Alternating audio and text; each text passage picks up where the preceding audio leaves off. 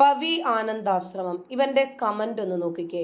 നായർ സ്ത്രീകളുടെ പാരമ്പര്യം തനിക്കറിയില്ലേ?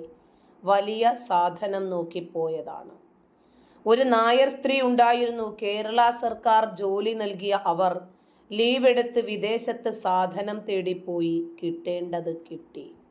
ഇവന്റെ കമന്റാണ്.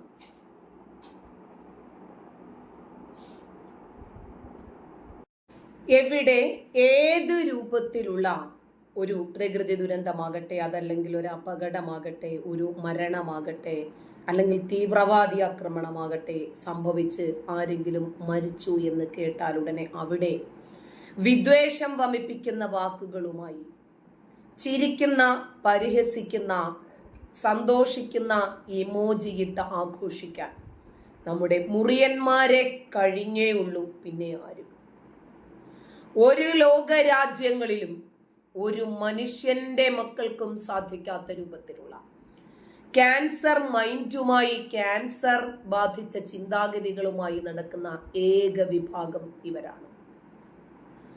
പഹൽഗാമിൽ പാകിസ്ഥാന്റെ തീവ്രവാദി സംഘം ആക്രമിച്ച് 29 ആളുകൾ കൊല്ലപ്പെട്ടപ്പോൾ, ജാതി ചോദിച്ചു, മതം ചോദിച്ച്, ലിംഗം നോക്കി കൊല്ലപ്പെട്ടപ്പോൾ അവിടെയും ഇതുപോലെയുള്ള ടീം വന്നിരുന്നു. നമ്മൾ കണ്ടതാണ്. വിമാന അപകടം നടന്നതാണ് ഇന്നലെ. നമ്മൾ എല്ലാവരും അതിന്റെ വേദനയിലാണ്.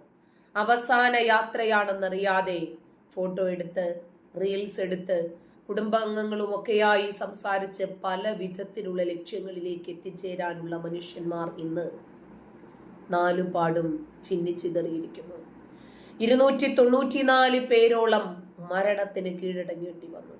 അതിൽ രക്ഷപ്പെട്ട ആളുകളോട് അന്വേഷണ ഉദ്യോഗസ്ഥർ ചോദിച്ചുകൊണ്ടേയിരിക്കുന്നു, എന്താണ് സംഭവിച്ചത്, എന്താണ് സംഭവിച്ചത്. ആ സമയത്ത് തന്നെ കേന്ദ്ര ആഭ്യന്തരമന്ത്രി അമിത്ഷാ അടക്കം അവിടെ എത്തുന്നു, സന്ദർശിക്കുന്നു, കാര്യങ്ങൾ അവലോകനം ചെയ്യുന്നു. ഈ സാഹചര്യത്തിൽ നമ്മുടെ ഒരു കാക്ക, ആദ്യം അവന്റെ മുഖം ഒന്ന് നന്നായി കണ്ടോളൂ. ഇതാണ് അവന്റെ മുഖം. തൻസീർ കണ്ടോ? ഇത് ഇവന്റെ ഫേസ്ബുക്കാണ്. ഐ ആം ഒറിജിനൽ ഇമാം മഹദി, ഒറിജിനലി ഇമാം മഹദി, മൈ സോൾ ഈസാ നബി, അതായത് Jesus Christ, I am lived in India എന്നാണ് എഴുതിയിരിക്കുന്നത്. 4.8K ഫോളോവേഴ്സ് ഉണ്ട് ഇവന്. ഇവന്റെ ആണോ വിവാഹ ചിത്രമൊക്കെയാണ് ഇവൻ കൊടുത്തിരിക്കുന്നത്. ഇതാണ് ഇവൻ എഴുതിയിരിക്കുന്നത്.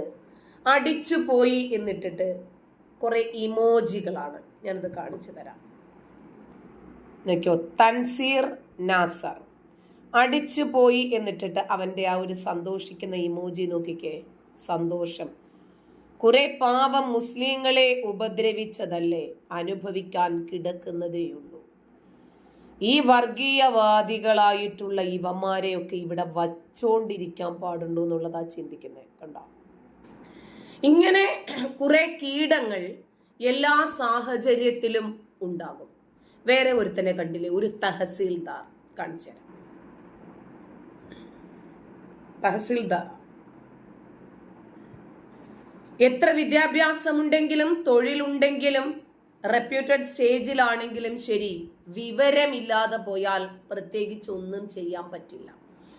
അഹമ്മദാബാദ് വിമാനാപകടത്തിൽ മരിച്ച മലയാളിയായ രഞ്ജിതയ്ക്കെതിരെ അധിക്ഷേപ പരാമർശം നടത്തിയ കാഞ്ഞങ്ങാട് വെള്ളരിക്കുണ്ട് ഡെപ്യൂട്ടി തഹസിൽദാർക്കാണ് ഇപ്പോൾ സസ്പെൻഷൻ കിട്ടിയിരിക്കുന്നത്.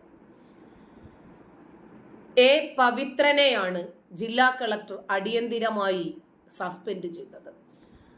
പവി ആനന്ദാശ്രമം എന്ന പ്രൊഫൈലിൽ നിന്നാണ് പവിത്രൻ രഞ്ജിതയെ അധിക്ഷേപിക്കുന്ന തരത്തിലുള്ള കമന്റുകൾ പങ്കുവച്ചത്. വിവാദമായതോടുകൂടി പോസ്റ്റ് നീക്കം ചെയ്തു മുങ്ങി. കേരള സർക്കാർ ജോലിയിൽ നിന്ന് ലീവ് എടുത്ത് വിദേശത്തേക്ക് പോയതുകൊണ്ടാണ് അപകടത്തിൽ രഞ്ജിത മരിക്കാൻ ഇടയായത് എന്നാണ് സമൂഹ മാധ്യമത്തിൽ ഇയാൾ പങ്കുവച്ച ഒരു പോസ്റ്റിൽ ഇയാൾ കമന്റായി രേഖപ്പെടുത്തിയത്. രഞ്ജിതയുടെ പടത്തിന് ആദരാഞ്ജലികൾ എന്നെഴുതി പങ്കുവച്ച മറ്റൊരു പോസ്റ്റിൽ കൂടുതൽ ഉയരങ്ങളിൽ എത്തട്ടെ എന്നും കമന്റായി രേഖപ്പെടുത്തിയിട്ടുണ്ട് പുള്ളി.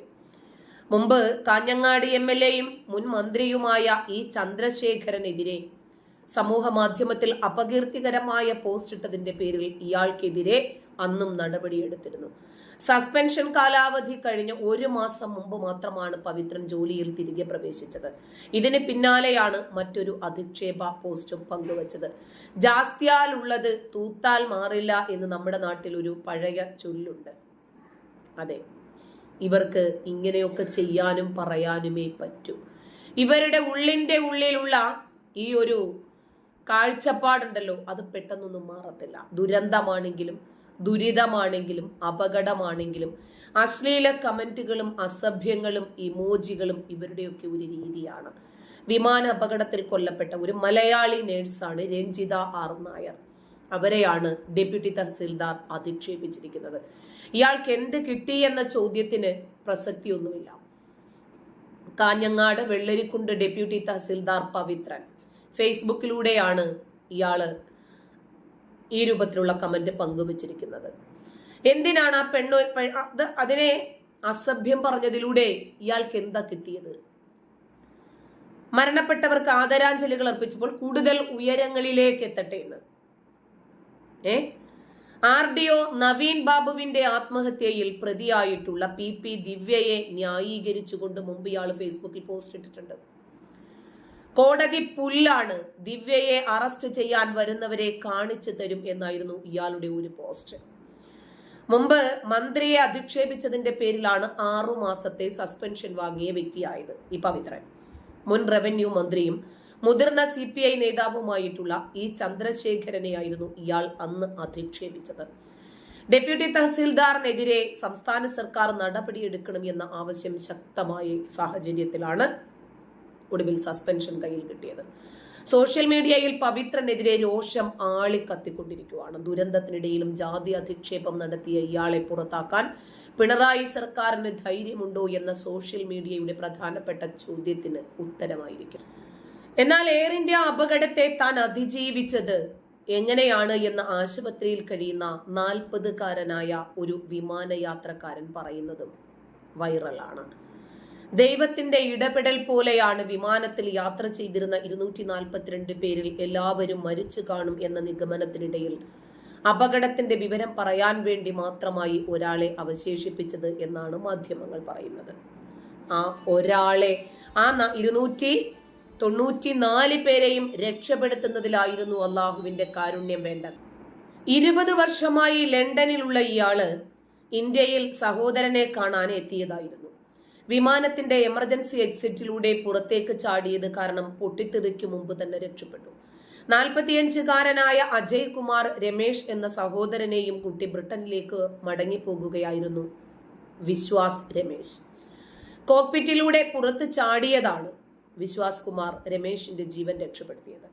ഞാൻ സീറ്റിൽ നിന്നും എഴുന്നേറ്റപ്പോൾ എനിക്ക് ചുറ്റും മൃതദേഹങ്ങളായിരുന്നു. എനിക്ക് ചുറ്റും വിമാനത്തിന്റെ തകർന്ന അവശിഷ്ടങ്ങളും ഉണ്ടായിരുന്നു. ആരോ എന്നെ കൈ പിടിച്ചുയർത്തി ആംബുലൻസിൽ കയറ്റിയതുപോലെ തോന്നി എന്നാണ് രമേശ് പറയുന്നത്. വിമാനം പറന്നു പൊങ്ങി 30 സെക്കൻഡ് കഴിഞ്ഞപ്പോൾ തന്നെ ഒരു മുഴക്കം കേട്ടെന്നും അതിനുശേഷം വിമാനം താഴേക്ക് വീഴുകയായിരുന്നു എന്നുമാണ് ഇദ്ദേഹത്തിന്റെ ആദ്യത്തെ മൊഴി. അഹമ്മദാബാദിലെ അസർവയിൽ സിവിൽ ആശുപത്രിയിൽ പരിക്കേറ്റ് ആശുപത്രിയിൽ കഴിയുകയാണ് അപകടത്തിൽപ്പെട്ട എയർ ഇന്ത്യ വിമാനത്തിലെ 11A സീറ്റിലെ യാത്രക്കാരനായിട്ടുള്ള വിശ്വാസ് കുമാർ രമേശ്. ഭയാനകമായിട്ടുള്ള വിമാന അപകടത്തിൽ നിന്നും താൻ അപകടനില തരണം ചെയ്തു എന്ന് വിശ്വാസ് കുമാർ രമേശ് പറയുന്നു.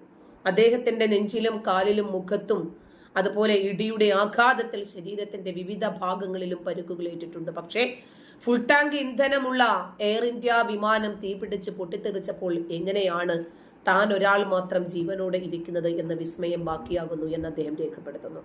മുംബൈ ഭീകരാക്രമണത്തിൽ എല്ലാ ഭീകരരും കൊല്ലപ്പെട്ടപ്പോഴും 2008 മുംബൈ ഭീകരാക്രമണത്തിന്റെ കഥ പറയാൻ ഒരു അജ്മൽ കസബ് ബാക്കിയായതുപോലെയുള്ള ഒരു ചരിത്രമാണ് ഇവിടെയും ആവർത്തിക്കപ്പെട്ടത്.